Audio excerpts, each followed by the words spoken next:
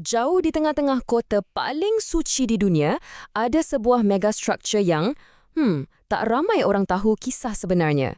Ia bukan sekadar bangunan tinggi biasa. Boleh dikatakan, ia satu keajaiban kejuruteraan dan cerita di sebalik pembinaannya penuh dengan drama, cabaran dan idea-idea yang hampir mustahil untuk dilaksanakan. Jom kita bongkar sama-sama. 16 bilion dolar. Cuba sebut nombor tu. 16 bilion. Itulah anggaran kos untuk menara jam di Raja Mekah. Angka ni saja dah letakkan menara ni dalam senarai bangunan termahal pernah dibina dalam sejarah. Tapi kan, kos yang besar ni hanyalah permulaan cerita. Yang lebih menarik lagi, baru nak bermula. Okey, nak bagi gambaran betapa besarnya menara ni, kita bandingkan dengan sesuatu yang semua orang kenal, Big Ben di London. Muka jam menara Mekah ni adalah 35 kali ganda lebih besar daripada Big Ben. Bukan 2 atau 3 kali ganda ya, tapi 35 kali ganda. Memang tak ada tandingan. Macam mana pula dengan ketinggian dia? Puncaknya mencecah 601 meter. Itu bermakna ia dengan mudah mengatasi bangunan ikonik macam The Shard di Eropah dan juga One World Trade Center di Amerika. Pendek kata, kalau menara ni dibina kat tempat lain, confirm dia akan jadi raja di langit. Tapi untuk betul-betul faham kenapa menara ni begitu luar biasa, kita kena tahu tujuan unik di sebalik pembinaannya. Ia bukan sekadar hotel mewah atau bangunan pencakar langit biasa. Jauh sekali. Menara ni berdiri megah hanya beberapa ratus meter dari Kaabah. Ya, pusat tumpuan ibadah bagi lebih 2 bilion umat Islam di seluruh dunia. Setiap tahun, berjuta-juta jemaah haji dan umrah akan berkumpul di sini. Jadi kawasan ni bukan sekadar tapak pembinaan biasa, ia adalah jantung dunia Islam.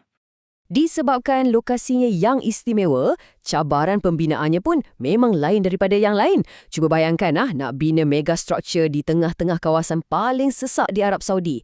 Akses pula hanya untuk orang Islam. Ini bermakna pasukan jurutera antarabangsa terpaksa cari jalan yang kreatif. Malah ada kisah di mana jurutera dari Eropah sanggup memeluk Islam semata-mata untuk menyumbangkan kepakaran mereka. Komitmen yang luar biasa kan?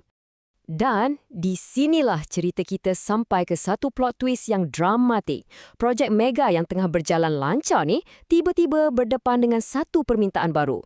Satu perubahan plan yang pada dasarnya hampir mustahil untuk dibuat. Plan asalnya pun dah cukup hebat sebenarnya.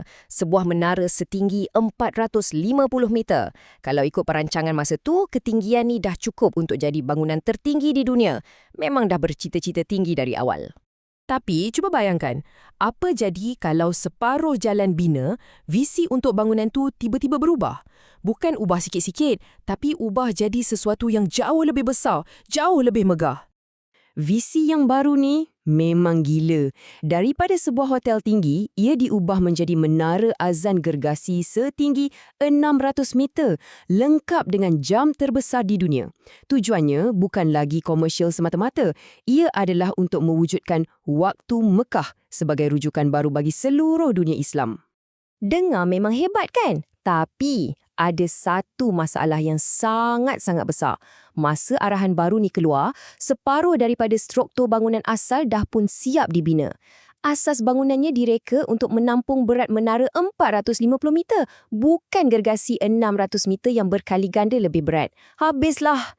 Jadi, macam mana jurutera nak selesaikan masalah yang nampak mustahil ni? Nak robohkan dan bina balik ke? Tak mungkin. Di sinilah kebijaksanaan kejuruteraan yang sebenar-benarnya diuji. Nak faham betapa susahnya cabaran ni, cuba tengok perbandingan ni. Menara Shanghai yang lebih kurang sama tinggi, beratnya 575,000 tan. Tapi untuk menara jam ni, disebabkan asas bangunan dah sedia ada, struktur tambahan di bahagian atas dihadkan kepada hanya 82,000 tan. Macam mana nak buat tu?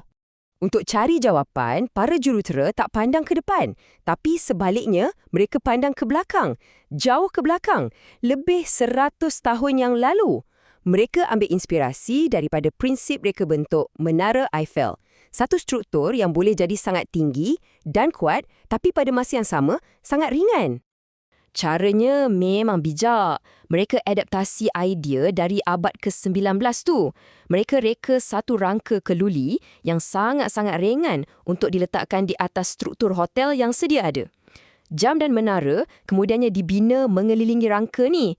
Untuk kurangkan lagi berat, mereka tebuk lubang-lubang besar pada lantai. Satu langkah yang bukan saja kurangkan berat, tapi juga cipta ruang pameran yang unik. Okey, masalah struktur dah selesai. Tapi cabaran seterusnya muncul. Membina jam terbesar di dunia pada ketinggian macam tu bukan kerja senang kan? Terutamanya bila jarum jamnya tu sendiri lebih panjang daripada sebuah bas. Macam mana nak pastikan ia tak tercabut bila angin kuat? Penyelesaiannya adalah gabungan beberapa inovasi yang cemerlang. Jarum jam tu dibuat daripada gentian karbon, jadi ia sangat ringan tapi kuat. Reka bentuknya pula julur sepenuhnya, diseimbangkan dengan pemberat. Muka jam tu sendiri direka sedikit melengkung ke dalam untuk melindunginya daripada angin. Dan ini yang paling menakjubkan. Jarum jam tu sendiri cukup besar untuk seorang juruteknik berjalan di dalamnya untuk buat kerja penyelenggaraan. Boleh bayangkan? Sekarang, kita dah sampai ke kemuncak cerita pembinaan ni. Detik paling mendebahkan, momen di mana bahagian terakhir dan paling simbolik menara ni perlu diangkat ke puncak. Satu operasi yang sangat-sangat berisiko.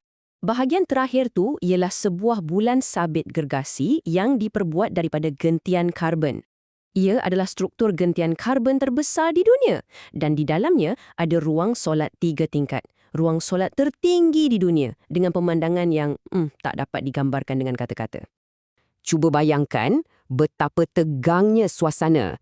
Kren yang digunakan untuk angkat bulan sabit ni dah sampai had maksimum ketinggian dan berat.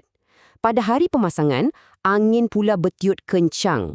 Akibatnya, bulan sabit gergasi tu mula berputar di udara, tak terkawal.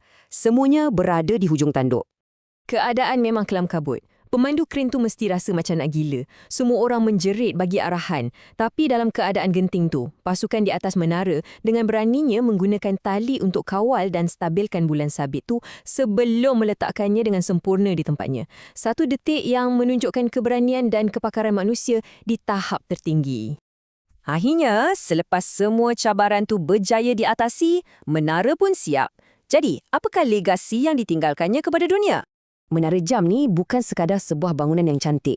Ia mewujudkan waktu Mekah sebagai rujukan. Ia jadi simbol penyatuan, dibina oleh tenaga kerja Muslim dari seluruh pelosok dunia.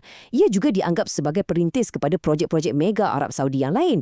Dan yang paling penting, tak seperti bangunan yang viral sekejap dan kemudian dilupakan, menara ni secara perlahan-lahan diterima dan menjadi sebahagian daripada jiwa dan identiti kota Mekah. Jadi, persoalan terakhir yang tinggal ialah, dengan begitu banyak projek mega baru yang sedang dibina, adakah mana-mana daripadanya akan mampu menandingi gabungan unik yang ada pada menara jam ini? Gabungan antara tujuan rohani yang mendalam dan cita-cita kejuruteraan moden yang melangkaui batas. Satu persoalan yang menarik untuk kita fikirkan.